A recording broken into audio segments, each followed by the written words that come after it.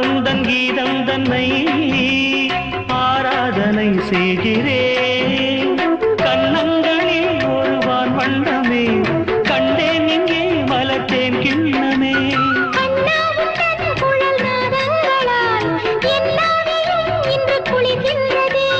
ஒன்றோடு ஒன்றாகி உண்மைகள் கண்டுவர சங்கீதவானில் சந்தோஷம் பாடும் சிங்காரத்தேன் குயிலே.